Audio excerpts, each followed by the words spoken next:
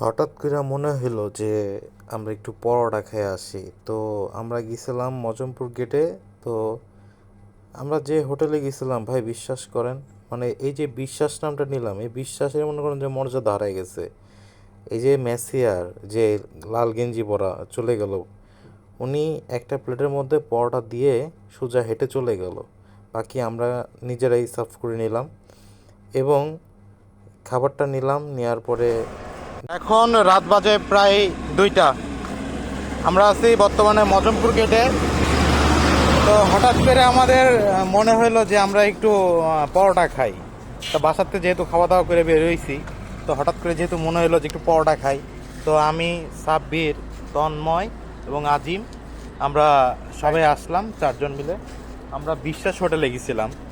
তো এদের যে বিশ্বাস হোটেলের যে ম্যাসিয়ার থাকে, যে মানে খাবার দাবার স্টাফ আছে, ওর ব্যবহার দেখে পুরাই নাজাহাল আমরা ভাই। মানে একটা একটা আপনার হলো প্লেটের মধ্যে 8টা পরোটা দিছে এবং আলাদা প্লেট দিয়ে দিছে যে তুলে তুলে নেন। মানে তাদের ব্যবহার খুবই বাজে ছিল। পাশে এখন বর্তমানে মনে করেন যে মজমপুর গেটে সবই হোটেল বন্ধ। তারপরে আপনার হলো বিসমিল্লা বন্ধ, জাহাঙ্গীর হোটেল বন্ধ, সব কিছু বন্ধ হয়ে গেছে। এর কারণে এদের দেমাগ বেশি বাইরে গেছে। তো যাই হোক, ভিডিওটা পোস্ট করব, কারণ এর আগে একবার বনপোর্টের মধ্যে চলে গেছিলাম। তো তোমরা কিছু বলো, কিছু বলবা না? পুরো বাজে বিয়ে। কেমন ব্যবহার করলে? ডাউলের দাম এক্সেল দ্বিগুণ। হ্যাঁ, ডাউলের দাম দ্বিগুণ। আচ্ছা, 10 টাকার ডাউল তারা 20 টাকা করে নিতেছে।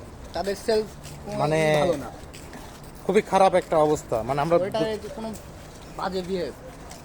এইসব দুঃখের কথা আর মানুষজনের বলার মতো না। যাই হোক, আমরা নিজেরাই একটা ড্যাশ মারা খাইলাম। সবাই ভালো থাকবেন, সুস্থ থাকবেন। ভিডিওটা পোস্ট করলে একটু শেয়ার করে দিবেন বেশি করে। এই যে লোকটাকে দেখতে পাচ্ছেন, এই লোকটাই ছিল সেই মেসিয়ার। মানে তার দেয়া নেয়া মানে খুবই বাজে একটা অবস্থা ছিল। এবং যখন আমরা বিল দিতে যাই, আমাদের সাথে যেভাবে বিহেভ করলো, খুবই খারাপ লাগলো। আসলে আমরা আশায় ছিলাম না। সবসময় যেহেতু বিসমিল্লাহ থেকে খাই, সেহেতু আজকে সব কিছু বন্ধ থাকার কারণে আমরা বিশ্বাসে গেলাম। তো যাই হোক, বিশ্বাসটাকে একদম ভেঙে চুরে গুঁড়ে দেওয়ার জন্য আপনাদেরকে অসংখ্য ধন্যবাদ। ভালো থাকবেন, সুস্থ থাকবেন। খোদা হাফেজ।